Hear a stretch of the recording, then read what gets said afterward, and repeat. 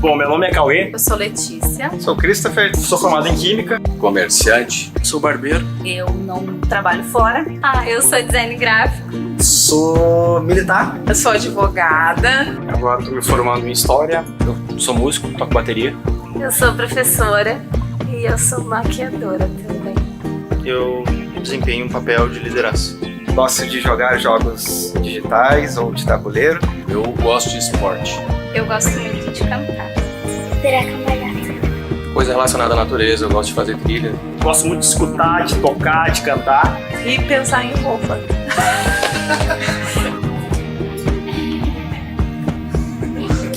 Gosto de viagens, cara.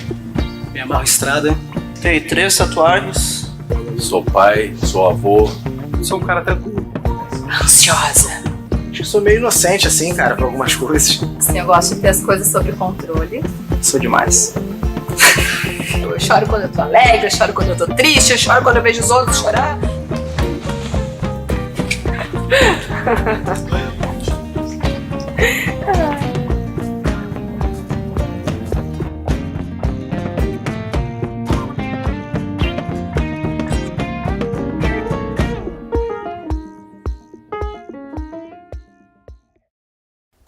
Boa noite! Boa noite, boa noite, boa noite! Tudo bem com vocês? Tudo bem? Laura, só tu e aquelas pessoas lá ao fundo, só vocês dois estão nessa fileira aí? Pois se considere exclusiva. Essa coluna é toda de vocês. Porque eu tô vendo que a igreja se espalhou bem hoje. E olha que não é nem o ventilador que definiu onde vocês sentaram. Foi pura preferência estranha de vocês. Se essa igreja tivesse em cima da água, fosse um barco, essa igreja teria caído para lá. Mas enfim, prazer para quem não me conhece, para os poucos que não me conhecem, para os poucos que estão visitando nossa igreja hoje. Meu nome é Everton, sou um dos pastores dessa igreja, juntamente com o Jackson e o pastor Rodrigo, que não estão aqui hoje, estão numa conferência em Santa Catarina. E hoje vamos dar andamento à série Quem é Você? Hoje estamos na semana 8, e o tema hoje, a semana 8 é Eu Sou Afligido, como você vê aqui. E coube a mim falar sobre o tema aflições, tema sofrimentos. E eu digo a você que é algo que eu tenho que tomar muito cuidado para falar hoje. Porque quando falamos de aflições, de sofrimentos, de dores, estamos falando de coisas muito caras a você e muito caras a mim. Ora, as aflições, os sofrimentos, as dores, os pavores, as lutas, as tristezas que você passa e que eu passo, ou que nós já passamos e custa a nós esquecê-las, ou conseguir andar em frente depois delas, são coisas altamente caras para nós.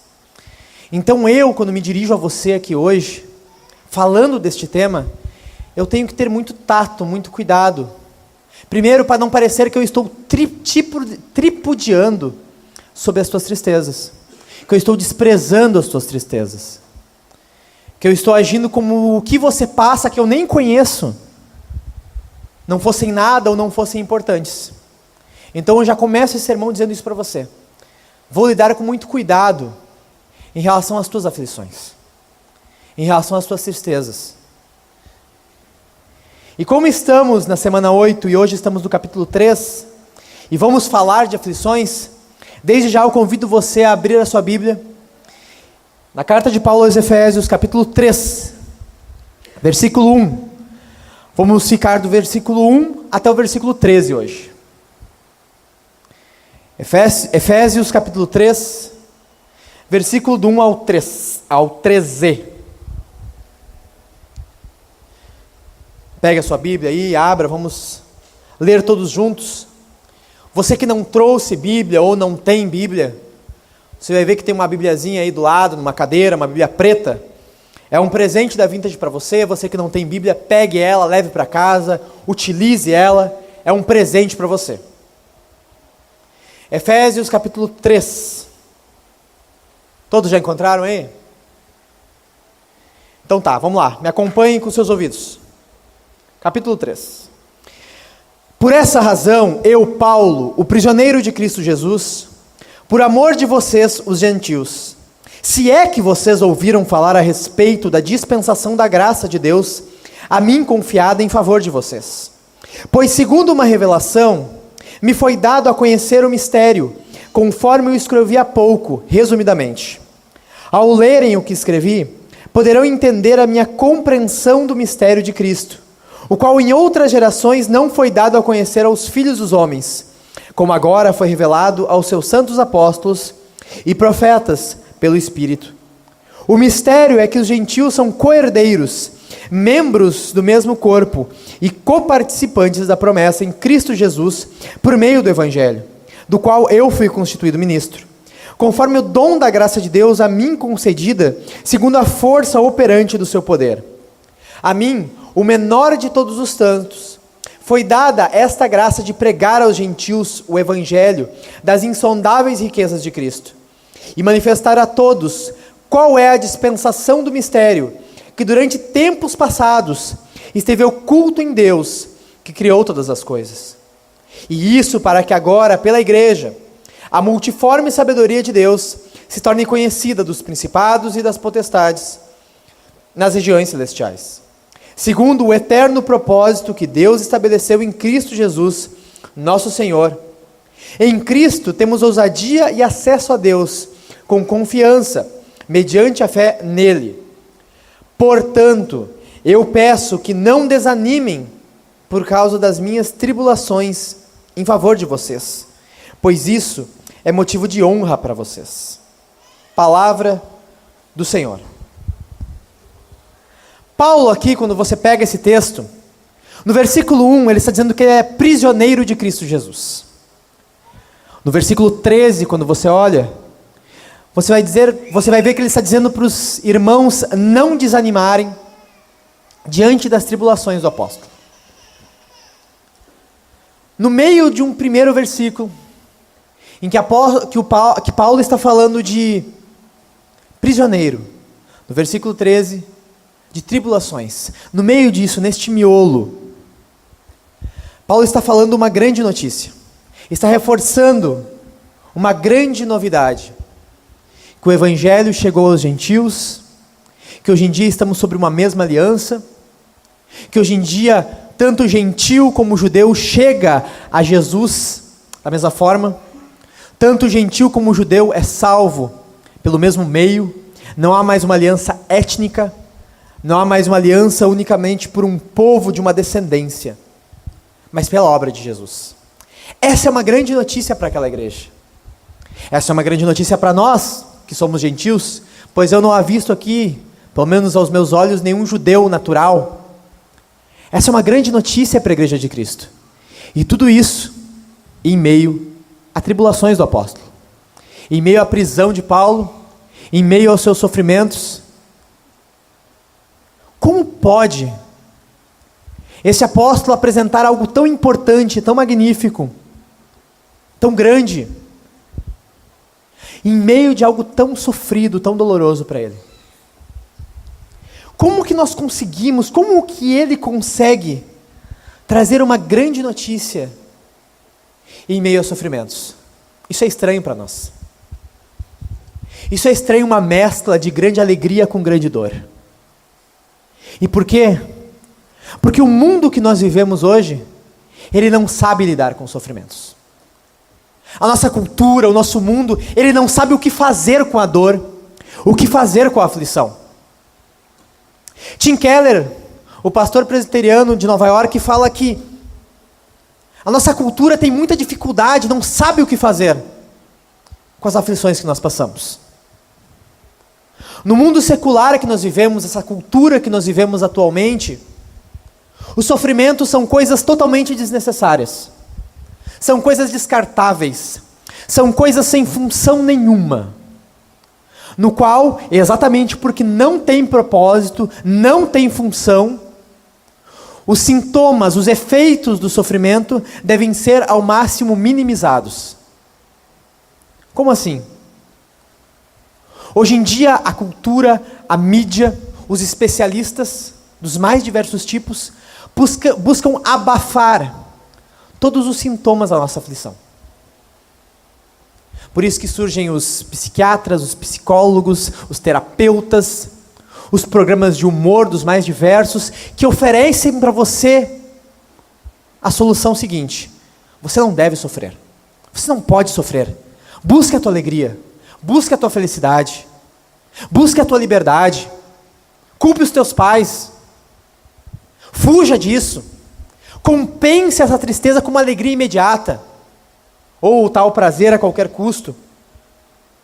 E esses especialistas dos mais diversos somente procuram abafar os sintomas de aflição. Porque, de fato, eles não têm nenhum objetivo de alcançar ou de entender o porquê nós estamos sofrendo. O porquê nós passamos de tempos em tempos por dores, sofrimentos, aflições e angústias. E, de fato, esse nem é o papel deles. Tem um livro chamado Diagnósticos das Doenças Mentais. Aqui no Brasil, DSM-5. Atualmente está na edição 5, ou já vai ser lançada a edição 6. O organizador do DSM-3 nos Estados Unidos, chamado Robert Splitzer, deu uma entrevista para a BBC em 2007. E ele disse que muitas vezes o que eles classificaram como distúrbio, doenças, que demandavam tratamento ou medicamentos por parte de psiquiatras, na verdade eram manifestações de tristeza humana comum. O cara brigou com a namorada e vai triste ao analista. O cara está com uma dívida e está abatido. O cara está brigando no casamento, não sabe o que fazer. O cara brigou com os pais e bem no dia era a consulta dele. E ele está abatido.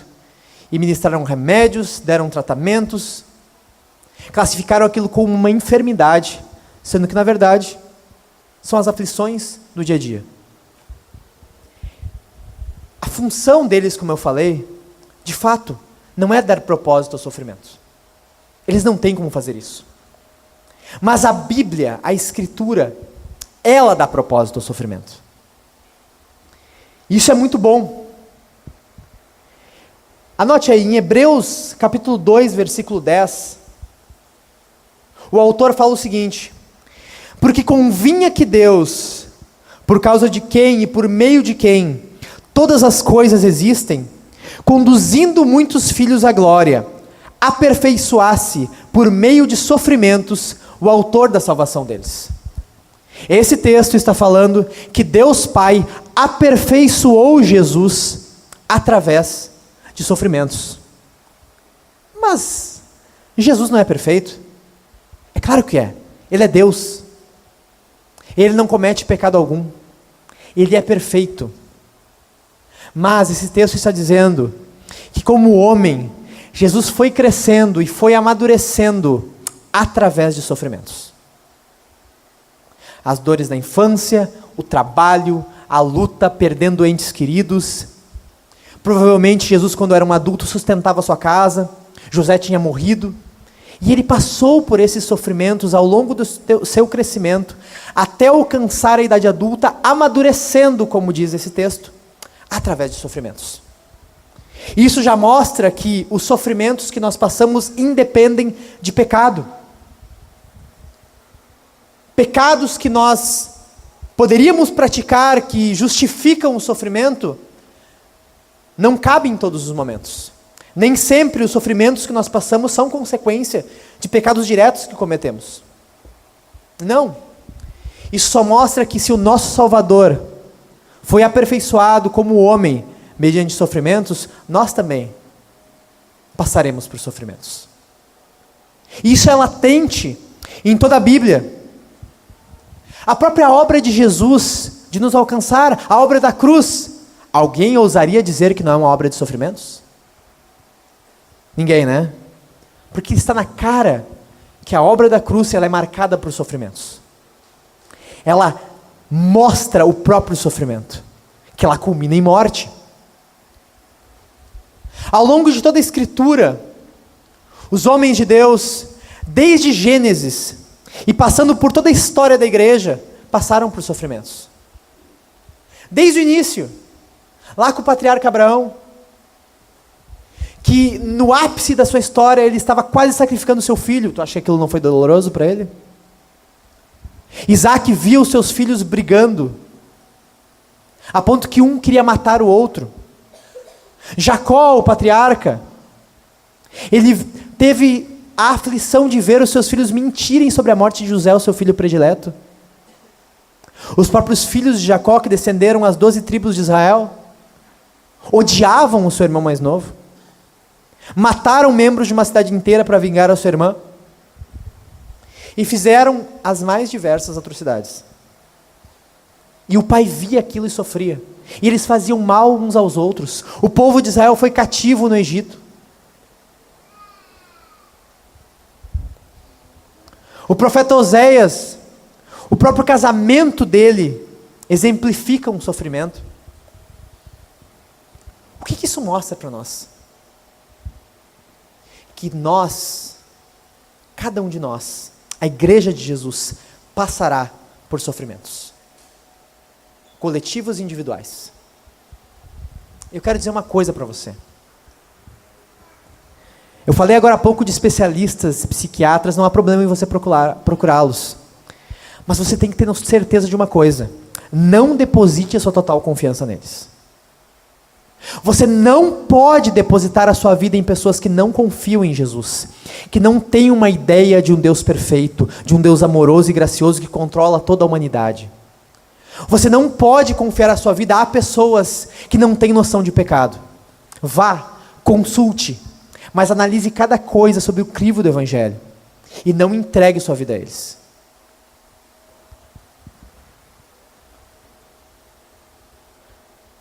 Quando nós vemos essas histórias que eu te falei, ao longo da Escritura, as pessoas passando por sofrimentos, você ficaria chocado ao saber que os Salmos, 1/3 deles, os lamentos de Davi, são sobre sofrimentos. Se você não lembra, tem um livro na Bíblia chamado Lamentações. Talvez isso queira dizer muita coisa. Todos os profetas do Antigo Testamento, à exceção de Ageu, todos eles têm uma narrativa de sofrimento, ou proclamando o sofrimento que virá sobre o povo, ou a sua própria história de sofrimento no qual eles estão inseridos. Jeremias é preso, é solto, é levado cativo, à força, ele diz não façam isso, e fazem isso contra ele. Por quê? Porque a aflição está na Escritura, está na Bíblia. E já que a aflição faz parte, e você consegue ver ela desde o início da Escritura até o final, eu quero compartilhar com vocês alguns tipos de aflições que são vistas nas Escrituras. Primeiro, aflição adâmica. Essa é o pecado de Adão, como você pode imaginar, e esse é o pecado que levou toda a terra a ser amaldiçoada. É por isso que vocês vivem, passam por doenças e por fim morrem. É por isso que o nosso corpo envelhece. É por isso que nós vamos ficando curvados ao longo da nossa vida e a gente falece. Essa não tem fuga. A outra aflição é a aflição punitiva. Esse é o julgamento de Deus sobre aqueles que não creem em Jesus, sobre os ímpios. E Deus usa esse sofrimento ou para livrar pessoas das mãos de pessoas más, e Deus executa juízo sobre essas pessoas más, ou Deus faz com que pessoas ímpias passem por tribulações e aflições para que elas percebam que elas são pecadoras e precisam se arrepender. Note bem que essa aflição punitiva não é a aflição que recai sobre os crentes. Os crentes não sofrem a aflição punitiva, eles sofrem outros tipos de aflição. Qual outro tipo de aflição que temos aqui? Consequencial. E essa é a aflição que a maior parte de nós passa na maior parte do tempo. Que são os sofrimentos que nós passamos por decisões erradas que nós tomamos. Isso é claro. A pessoa não trabalha e passa fome. O adúltero passa por desconfiança, perde um casamento. A pessoa não vive bem com o seu dinheiro, não gasta conforme os seus ganhos e vai ter as maiores dívidas. E ela está lá, padecendo. Por quê? Porque ela está colhendo o fruto daquilo que ela plantou. Outro tipo de aflição, demoníaca. Isso são tormentos de Satanás. Tribulação, acusação do diabo. Quando ele fica constantemente acusando os nossos pecados, ainda que eles tenham sido perdoados por Jesus. Muitas pessoas confundem a aflição consequencial com demoníaca. Quando você vê algumas pessoas dizendo que você está passando por dívidas, porque o diabo está sobre a sua vida. E na verdade não. Você vive um padrão, tenta viver um padrão de vida que você não tem. E por isso, você está sofrendo uma aflição consequencial. Mas dizem para você que é aflição demoníaca. Mas, apesar disso, não quer dizer que essa aflição não exista. E o diabo, de fato, se lança contra as pessoas. E leva algumas pessoas, inclusive, à morte. Qual outro tipo de aflição? Aflição de vítima. E essa aflição é aquela que nós não devemos buscar culpa. Simplesmente fizeram algo de mal contra você. Pessoas más causaram coisas más contra outras pessoas. Quando nós ouvimos essa palavra vítima em nossa sociedade atualmente, que divide tudo entre esquerda e direita, há uma aproximação com a palavra vitimização, o que não tem nada a ver. Nós temos uma irritação com a palavra vítima atualmente, porque parece que todo mundo fez alguma coisa para estar sofrendo o que sofre. Eu vou dizer uma coisa para vocês. As soluções que as feministas apresentam são soluções erradas. Mas o diagnóstico que elas fazem da vida, muitas vezes está certo. Essa frase é clichê, mas ela é verdade. Uma mulher não merece ser estuprada. Ela é vítima quando ela é estuprada. Não há motivos que justifiquem. Quando nós fazemos isso, nós estamos abrindo mão da Escritura para prezar a nossa identidade política. Mulheres não merecem ser estupradas, não merecem apanhar de seus maridos, não merecem serem humilhadas. Elas são vítimas e elas precisam ser cuidadas. Outro tipo de aflição, a aflição coletiva. Quando fazemos parte de algum grupo social, de alguma nação, de alguma cultura, e porque essa cultura, essa nação sofre, nós sofremos por consequência. Por exemplo, aqueles que nasceram num lar muito pobre, ao longo de sua vida, vão sofrer aflições devido à sua pobreza. Nós que vivemos no Brasil, que é um país que não executa a justiça, sofremos com a insegurança, sofremos com altos impostos por causa de um governo imoral. Nós não temos como fugir, nós não somos seres isolados. Outro tipo de aflição aqui é a disciplinadora. E essa recai sobre os crentes. Quando Deus lança aflições sobre os seus filhos, para que eles amadureçam. Nosso Deus, bondoso e gracioso, lança aflições sobre nós, para que nós mudemos os nossos caminhos, para que nós nos demos conta dos equívocos que nós estamos praticando, para que nós cresçamos mais próximos dele. Outro tipo de aflição, vicária. E esse é o mal que nós sofremos por servir Jesus. Pessoas nos ofendem, pessoas nos maldizem, pessoas nos excluem de certos grupos sociais, pessoas riem da nossa cara. E em certos países e ao longo da história, crentes vão à morte por isso. Aflição empática é o tipo de aflição que nós sofremos porque pessoas que nós amamos sofrem. Se a tua esposa está doente, você sofre com ela. Se um irmão está passando por uma depressão, você fica aflito junto com ele. Se uma pessoa muito próxima de você está sendo perseguida, está sendo difamada, você toma as dores dela. Isso é o que a Bíblia fala de chorar com os que choram. Aflição testemunhal. Essa é a aflição que nós nos dispomos a sofrer para o bem do Evangelho. Por exemplo, tem pessoas que abrem mão de cidades melhores, de estados melhores, de locais melhores, porque no local onde elas estão atualmente, apesar de todos os seus problemas, elas veem chances melhores de alcançar mais pessoas para Jesus.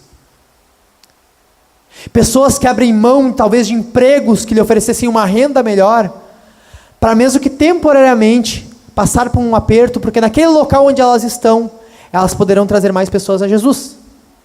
Elas se dispõem a sofrer para poder testemunhar o Evangelho de forma mais eficaz.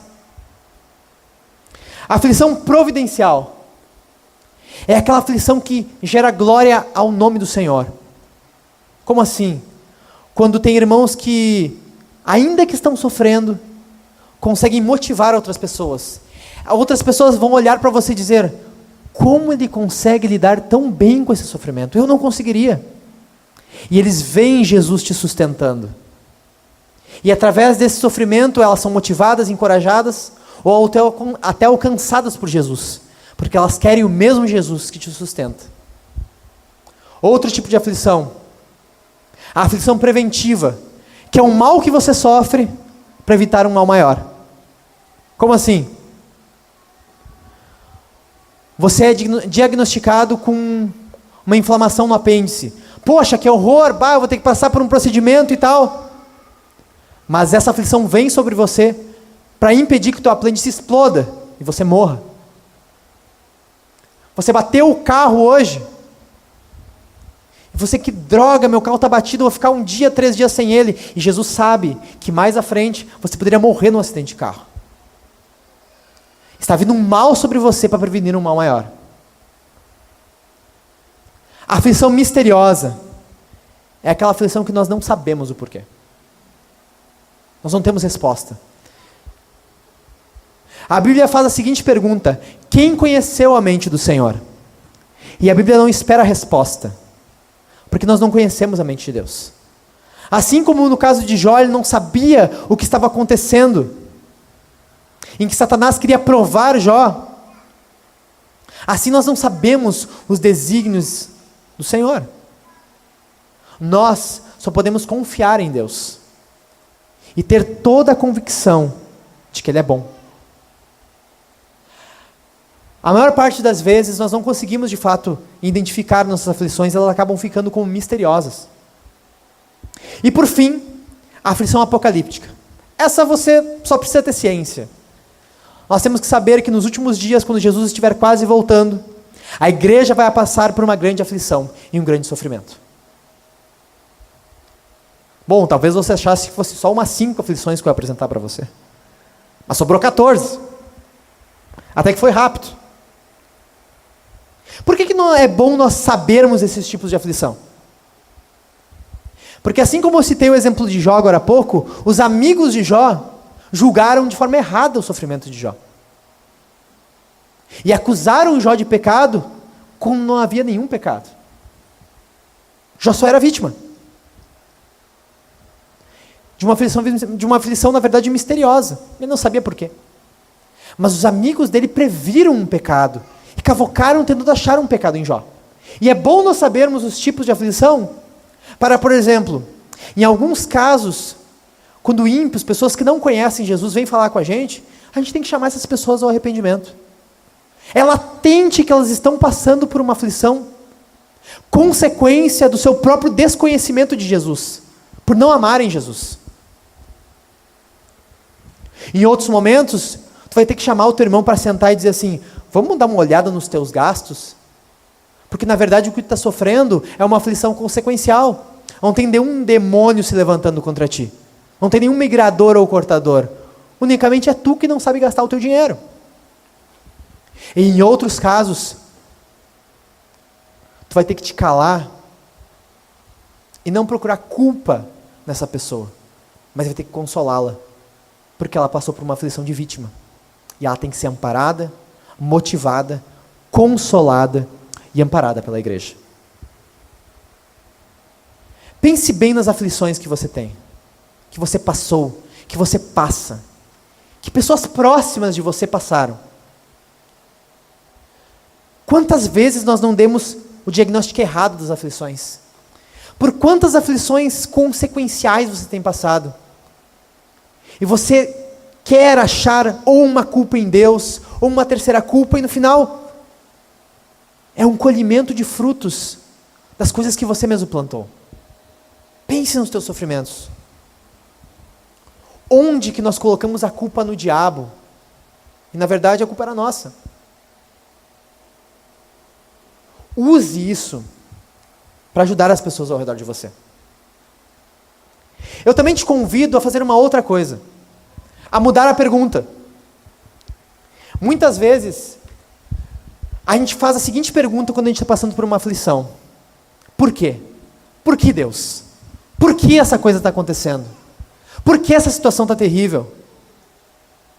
Por que, Jesus, o marido que tu me deste é tão problemático? Quando eu casei não era para ser assim. Ele era um santo. Por que eu tenho uma enfermidade crônica que me disseram que nunca vai passar? Isso é uma pergunta que é compreensível você fazer. Mas é uma pergunta perigosa. Ela faz muito bem à tua carne. Porque tu coloca Deus na posição de réu. E tu é o juiz. Você enquadra Deus e diz, aí Deus, me responde. Por que tu cisma em fazer isso? É altamente presunçosa essa pergunta. E nesse meio, nesse questionamento que você passa, sempre ou você ou outras pessoas vão aparecer para defender Deus. Sempre tem os defensores de Deus. E eles vão estragar a imagem de Deus. Eles vão dizer assim para você. Eles vão diminuir a bondade de Deus e vão dizer, Deus é soberano. Isso veio sobre você porque você merece. Isso veio sobre você porque Deus sabe. Não julgue os desígnios de Deus. Só que daí você fica com medo desse Deus. Esse Deus é maníaco. Por que ele faz isso comigo? Ele é psicopata. Já vai vir outras pessoas que vão enfatizar a bondade de Deus e diminuir a soberania. Não, Deus não queria que isso acontecesse contigo, mas Ele não pôde impedir. Poxa, ele foi pego de surpresa. E daí esse Deus não é poderoso. Pelo contrário, é um Deus ingênuo. Saiba de uma coisa. Os teus sofrimentos, eles vêm tanto por uma manifestação da soberania, quanto da bondade de Deus. O Senhor Deus causa sofrimentos, ou permite sofrimentos sobre as nossas vidas, pensando unicamente no nosso bem. E de fato, ao longo de nossos sofrimentos, a gente pode ter dificuldade para ver Deus agindo no meio deles. E talvez até depois do sofrimento, nós não consigamos ver. Mas é uma promessa do Senhor, que nem que seja na vida vindoura, nem que seja após a nossa morte, nem que seja na ressurreição dos mortos, nós vamos saber que Deus estava cuidando de nós e tinha um propósito bondoso e gracioso no meio do nosso sofrimento. Por quê? Porque todas as coisas cooperam para o bem daqueles que amam a Deus. E mais, a Bíblia fala em Hebreus capítulo 12, versículo 2, olhando firmemente para o autor e consumador da fé, Jesus, o qual, em troca da alegria que lhe estava proposta, suportou a cruz, sem se importar com a vergonha, e agora está sentado à direita do trono de Deus. Jesus se dispôs a sofrer até a cruz, porque ele almejava uma alegria em Deus. Ele tinha certeza que ele encontraria consolo, alegria exultante em Jesus. Nós podemos ter certeza disso também. Em meio aos nossos sofrimentos, nós seremos consolados e veremos a mão graciosa de Deus e a alegria que o Senhor nos encherá, ou aqui ou na vida vindoura, mas é uma promessa de Jesus. Você tem tido dificuldade para enxergar a bondade de Deus em meio aos teus sofrimentos? Você não consegue enxergar a mão graciosa de Deus? Parece que só a maldade, ou parece que simplesmente neste momento Deus não existe. Eu te convido a pegar a Escritura, guardar a Escritura no teu coração. É para isso que serve nós decorarmos versículos bíblicos. É para isso que serve nós guardarmos as promessas de Deus. É para isso que serve nós aprendermos sobre o caráter de Deus. Porque no momento escuro, a Escritura é a nossa luz, que clareia o nosso caminho. Então, a fazer a pergunta por quê é uma pergunta equivocada. Nós devemos mudar essa pergunta. Devemos fazer a seguinte pergunta: quem? Quem? Quem eu sou em Jesus através dos nossos sofrimentos? Quem eu sou em Jesus através dessa dor? O quem, diferente do porquê, ele não busca motivos para Deus, ele busca o próprio Deus. Ele busca conhecer Jesus e entender quem ele é em Jesus através daquilo que ele está passando. Mark Driscoll fala que os nossos sofrimentos, as aflições que nós passamos, são coisas muito caras para nós, para que nós venhamos a desperdiçá-las. Pense bem, as aflições e as dores que nós passamos na nossa vida e que nós vamos passar, causam sofrimento e dor a nós, elas custam caro para nós. Nós não podemos passar batido por ela, de forma que nós queremos ao máximo minimizá-la e fazer como se ela não existisse. Pelo contrário, nós devemos refletir sobre ela e conhecermos ainda mais quem nós somos em Jesus através delas. E quem nós somos em Jesus através das aflições? Primeiro, nós somos afligidos para a glória de Deus. Neste caso aqui, Paulo não estava buscando o bem dele, mas como ele poderia glorificar Jesus através daquele sofrimento. Como o nome do Senhor seria exaltado através dos seus colegas de prisão, através da guarda pretoriana e através da igreja de Éfeso. Como o nome do Senhor poderia ser glorificado através de tudo aquilo que ele estava passando. E nós, quando passamos pelos nossos sofrimentos, e alguém diz assim: você está sendo afligido para a glória de Deus, o primeiro passo que nós tomamos é, podemos pensar, como Deus é presunçoso. Deus quer demais coisa para Ele. Por que Ele me faz sofrer? Permite que eu passe por isso, para que o nome dEle seja glorificado, para que eu glorifique a Ele no meio disso. Deus não está se achando muito, não. C.S. Lewis, quando ele pensa sobre isso, ele tem o mesmo problema. Ele fala assim: não é estranho quando pessoas querem trazer muita atenção para elas mesmas? Talvez você já tenha tido um amigo ou um conhecido que fazia a seguinte coisa: ei, olhem para mim, olhem para o que eu faço, vejam como é belo, me elogiem. Isso não é ruim, as pessoas não são chatas assim. Lewis usa a seguinte palavra: pessoas assim são desprezíveis. Então, como Deus quer uma coisa dessas? Daí, Lewis parou para pensar em outras formas de glorificação que eu via no mundo. E ele pensou na obra de arte. Quando você vê uma pintura, uma música, um filme, na qual você considera essa coisa perfeita, essa obra é perfeita, ela transmite exatamente aquilo que ela quer transmitir. Eu entendo profundamente aquilo que ela se propõe a mostrar. Ela não tem erro nenhum, mas toda a sua execução é perfeita. Você não entende aquela obra como uma obra digna de elogio? De certa forma, ela merece um louvor? Não é só, parabéns obra, você tirou 10. Não, você enxerga como uma coisa digna de ser honrada, digna de ser louvada, exaltada. Tanto é que quando uma pessoa não vê essa mesma beleza que você vê, você se indigna. Tu é burro, cara. Tu é idiota. Tu não consegue ver essa coisa linda que eu estou vendo. Por quê? Porque dentro de você é uma ânsia de que aquilo seja devidamente honrado. Você se sacia, você se alegra quando aquela obra bela é apreciada. Assim é Deus. Deus é a perfeição de toda beleza. É a perfeição de toda coisa fabulosa, de toda maravilha, de todo poder. Quando nós glorificamos a Deus, nos associamos a nós mesmos. Quando nós glorificamos Jesus, nós alegramos o nosso próprio interior, a nossa própria alma. Ao glorificar a Deus, nós encontramos força, porque isso completa o nosso interior. Aquele vácuo que está dentro de nós, ele acha completude quando ele glorifica Jesus. Você já teve uma imagem de Deus como um Deus presunçoso? Você já teve uma imagem de Deus como um Deus que abusa, pede demais de você, só quer ver glória em si mesmo? Como eu disse, é compreensível essa pergunta. Mas tenha certeza de uma coisa, isso é loucura.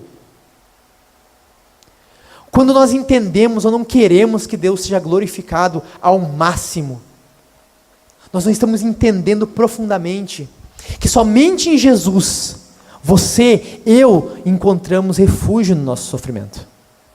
Somente em glorificar Jesus, nós conseguimos alegria, força no meio do sofrimento.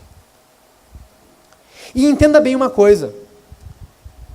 Quando a Bíblia fala que você está sendo afligido para a glória de Deus, não é assim, a partir de agora pare de sofrer e glorifica a Deus. Não. Se você vai ao versículo 13 deste capítulo que nós estamos lendo, Paulo fala o seguinte: eu peço que não desanimem por causa das minhas tribulações. Paulo diz assim: eu não estou pedindo a você que pare de sofrer. Eu não estou pedindo a você que faça como isso que você está passando não existisse. Seria muito injusto que ao você chegar e encontrar com outros irmãos, e ele perguntasse como é que você está, você dissesse está tudo bem. Só que naquela semana um parente seu muito próximo morreu, você foi atropelado, você está cheio de dívidas, você está acabado. Não seria muito injusto dizer assim, não sofra? Faça como se isso não acontecesse. Não. Paulo não diz para eles não sofrerem. Paulo diz para eles não desanimarem. O ânimo está intimamente ligado à nossa alma, à nossa existência, à nossa continuidade. O ato de desanimar é jogar a toalha. Deus, chega, eu não vivo mais, eu não vou mais seguir em frente. Não, o que Paulo está dizendo é, você vai sofrer. Ok, continue sofrendo, mas continue glorificando a Jesus na sua vida. O seu casamento é uma droga. É uma droga. Só que você continua perseverando para que Jesus restaure ele, porque você quer que o nome de Jesus seja honrado através dele.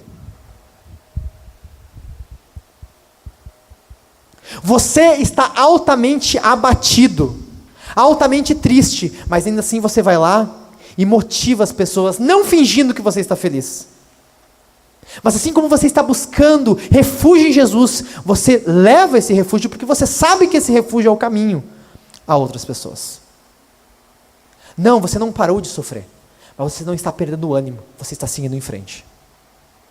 E é isso que você deve fazer para andar em frente, para glorificar Jesus. Você é afligido para a glória de Deus quando você não desanima, você vai em frente e você continua glorificando a Deus na sua vida. Você está pensando em desistir de tudo? Em jogar toalha? Chega, não dá mais. Mais uma vez, eu não suporto mais. Este é o momento para você não desperdiçar este seu sofrimento, mas se aproximar ainda mais de Jesus. Ter uma noção maior da glória de Deus. Então, nós somos afligidos para a glória de Deus. E pelo que mais? Somos afligidos para o benefício de outros. No versículo 6 desse capítulo que estamos lendo, Paulo fala do mistério do Evangelho. De fato, para muitas pessoas, para todos os seres humanos, o Evangelho é um mistério, até que nós cheguemos lá e proclamemos o Evangelho. E falemos do Evangelho para as outras pessoas. Nós somos afligidos para o benefício de outros quando nós vamos em frente e anunciamos o Evangelho, ainda que nós estejamos sofrendo. Quando você se dispõe a consolar pessoas, a animar outros, a falar do poder de Jesus para outras pessoas, da obra salvífica da cruz, ainda que você esteja sofrendo, e você não está escondendo nem mentindo sobre isso, você está sendo afligido para o benefício de outras pessoas. E Você se identifica com o apóstolo Paulo, quando no versículo 17 do capítulo 6 de Gálatas, ele diz o seguinte: quanto ao mais, ninguém me moleste, porque eu trago no corpo as marcas de Jesus. Você está proclamando o evangelho, trazendo as tuas marcas, os teus sofrimentos, as tuas dores, as tuas lutas interiores, os teus problemas que ainda não foram solucionados. Sabe o que acontece quando você faz isso? Isso dá peso às tuas palavras. Quando você anuncia o evangelho, mesmo em meio aos sofrimentos, as pessoas dão ainda mais crédito a você. Porque elas veem como é possível esse poder de Jesus que age sobre a sua vida. E permite que, ainda que você passe por uma tribulação muito maior que a minha, você mantenha a esperança nesse Deus. E você confia na obra desse Deus. Jesus está chamando você a continuar avançando e pregando o evangelho, a consolar outras pessoas, a ajudar outras pessoas, a motivar outras pessoas, a se dispor em favor de outros, a tirar um pouco os olhos de você, por mais difícil que isso seja, mas olhar para outros, assim como Jesus fez. E no versículo 2, o apóstolo Paulo fala para a igreja de Éfeso: se é que vocês ouviram falar a respeito da dispensação da graça de Deus, a mim confiada em favor de vocês. Paulo começa, nesse versículo 2, a explicar para os irmãos que não conheciam ele, que não sabiam sobre o apostolado dele, que não sabiam sobre o ministério dele. Por isso que ele diz: se é que vocês ouviram falar disso, se é que vocês ouviram falar do evangelho que a mim foi ensinado por Jesus. E no meio daquele sofrimento de Paulo, ele gasta mais um pouquinho de tempo e começa a ensinar a igreja e relembrar a igreja o apostolado dele. Por que ele faz isso? Porque ele está focado em ajudar aqueles irmãos, ainda que eles não compreendem profundamente pelo que ele está passando. Quando nós somos afligidos para o benefício de outros, o Senhor Deus está nos chamando a ter duas coisas: misericórdia e paciência. Paciência com quem? Com os irmãos que não entendem pelo que você está passando. Eu digo uma coisa para você: talvez os irmãos aqui não entendem a tristeza que você tem. Talvez os diáconos, os pastores, os líderes não conseguem compreender isso. É uma coisa tão pessoal sua, é até difícil de explicar, que nós temos dificuldade para entender. Eu peço a você, porque nós somos pecadores, tenha paciência com a gente. Tenha paciência conosco. Tenha paciência com o teu irmão mais fraco, que não compreende isso. E também você é chamado a ter misericórdia, porque você também tem dificuldade para entender a dificuldade dos seus irmãos. Quantas vezes você foi duro com os teus irmãos nas dificuldades que eles passaram? Quantas vezes você teve dificuldade em compreender e desprezou o que ele passava? Quantas vezes você não entendeu que um irmão é novo na fé, e ele se equivoca, e ele entende as coisas erradas, e ele tem maus julgamentos, e sim, ele está pecando, e você não vai abrir mão de chamar a atenção dele em seu pecado, mas você vai fazer isso com misericórdia, porque você também tem dificuldade em entender.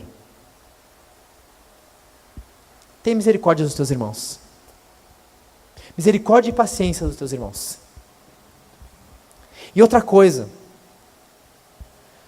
no momento mais aflitivo que nós passamos, nós temos uma tentação, e essa tentação é geral com todo mundo que eu já conversei.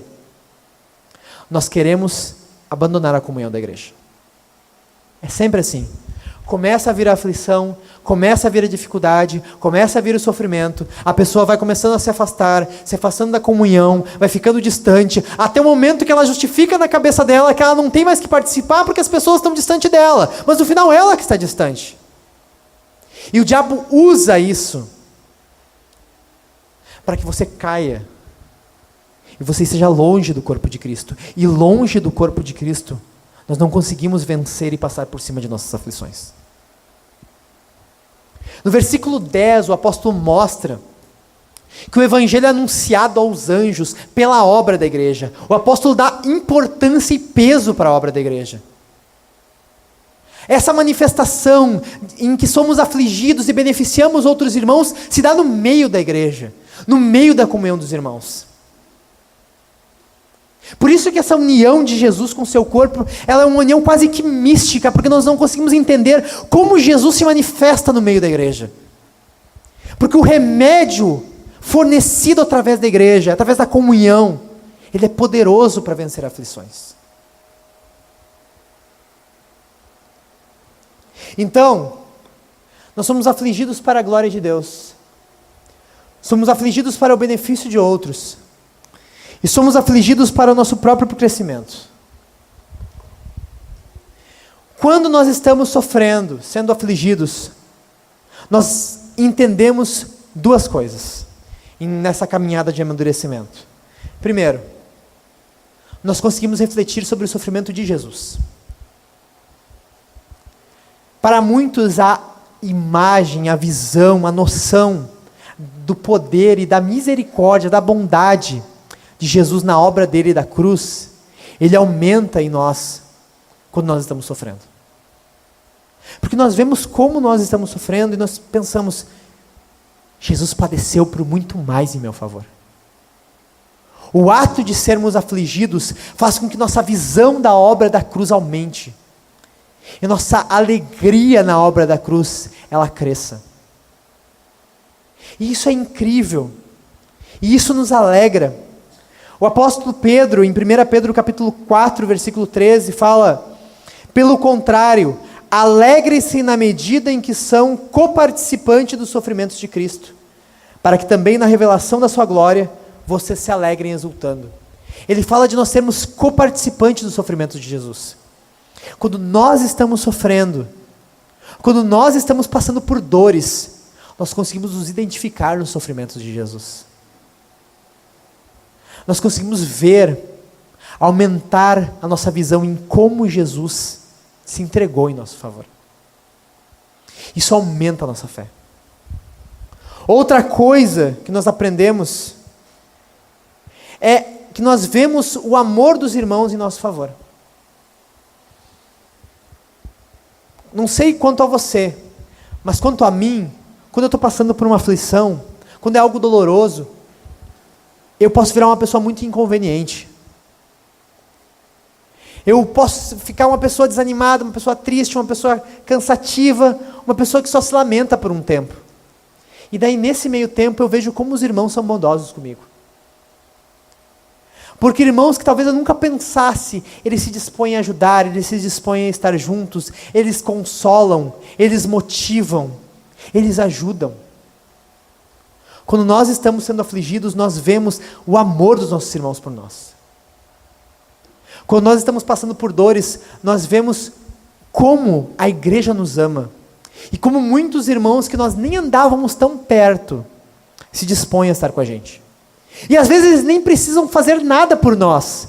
Só o fato de eles se dispuserem, de fato eles se dispõem, já nos alegra, já nos consola, já nos faz ver o amor deles. Esse amor de Jesus que se manifesta pelos nossos irmãos. Você consegue enxergar Jesus e aumentar a sua visão de Jesus através dos teus sofrimentos? Você consegue ver e refletindo, ver o amor dos teus irmãos nesse momento de sofrimento? Ou em momentos de sofrimentos que você já passou na sua vida? Outra coisa, quando nós sofremos, é comum o nosso tempo de oração aumentar. É comum nossa leitura bíblica aumentar. Eu chamo você a manter isso depois que a aflição passar. A nossa comunhão com Jesus, a nossa proximidade com Jesus, a nossa comunhão, o nosso interesse pela Escritura, ela aumenta quando nós estamos sofrendo. O Senhor nos chama para usar este sofrimento para nos manter exatamente assim, em compreensão e interesse do Evangelho, depois que a aflição passar. O nosso amor por Jesus tem que aumentar depois que a aflição passa e não diminuir.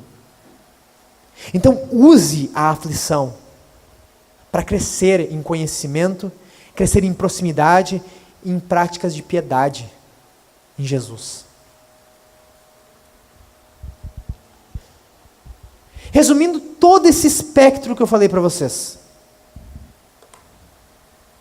Primeiramente, a Bíblia dá propósito para o sofrimento. Segundo, os sofrimentos fazem parte de quem nós somos e da nossa identidade em Jesus. E terceiro, nós somos afligidos, encaminhamos, entendemos a nossa identidade em Cristo, sendo afligidos para a glória de Deus, para o benefício de outros e para o nosso próprio crescimento. No meio de tudo isso, há algum pecado que nós cometemos? Sim, há. Nós não utilizamos os nossos sofrimentos para crescer em Jesus. Nós não vemos nossos sofrimentos como uma oportunidade para crescer em Jesus. E, consequentemente, não damos glória a Deus. Entenda e veja Jesus te dando oportunidade para crescer nele através das aflições. Encare as aflições, por mais difíceis que sejam, como um ato da providência e da graça de Deus. Não esqueça, Jesus viveu uma vida perfeita, mas uma vida de sofrimentos. Como homem ele foi aperfeiçoado. E o ápice da obra da cruz, ela foi em sofrimentos. Jesus morreu, viveu, morreu e ressuscitou em teu favor. E essa vida, essa morte foi em sofrimentos. O Espírito Santo pode te dar força hoje, ainda maior, sobremodo, diante da tua aflição. E para que você consiga enxergar isso que eu estou te falando no meio dos teus sofrimentos. Havia um escritor que dizia, logo depois ele perder a esposa que ele amava, de câncer, ele disse o seguinte: eu não conseguia ver Deus no meio disso tudo, porque é difícil enxergar algumas coisas quando nossos olhos estão cheios de lágrimas. Mas uma hora o Senhor vem e enxágua, limpa, seca as lágrimas dos nossos olhos. E daí nós conseguimos enxergar a beleza de Jesus e o consolo de Jesus. Amém? Eu queria chamar todos vocês a ficarem de pé. Vamos orar ao Senhor.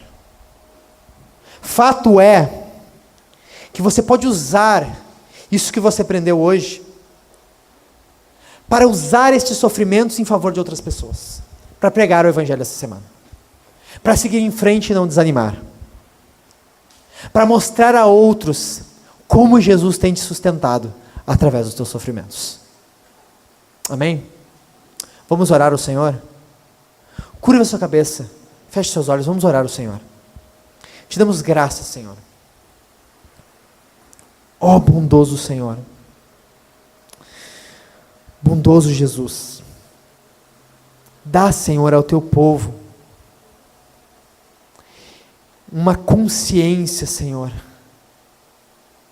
de que o Senhor está com eles, assim como foi pregado, em meio aos seus sofrimentos. Faz com que os seus olhos, Senhor, do entendimento, não só entenda como entenderam, mas gere fé no coração deles, para que eles sejam consolados por essa verdade. O Senhor está com eles em meio aos seus sofrimentos. O Senhor está sendo glorificado nos seus sofrimentos. E eles estão beneficiando a outros pelos seus sofrimentos. Senhor, nós temos convicção que a vida contigo, Senhor, ela é incomparável. E os sofrimentos, Senhor, nada são, não porque são coisas pequenas, mas diante da tua grandeza. Senhor, que nós temos essa noção, nosso Deus, infinitamente maior do que os nossos sofrimentos. E infinitamente bondoso, gracioso e com uma mão abençoadora. Senhor, que assim como Jesus se entregou esperando a alegria que lhe estava proposta. Nós também, firmes na promessa da alegria, firmes nas promessas de que tudo cooperará para o bem daqueles que te amam. Se nós te amamos, Senhor, nós confiamos que mesmo que não seja agora, nós saberemos e sabemos desde já que o Senhor está conduzindo a nossa vida com uma mão bondosa. Obrigado, Senhor. Consola o teu povo, alegra o teu povo através da palavra que foi pregada. Para a honra, glória, poder e louvor do teu nome eu oro. Amém.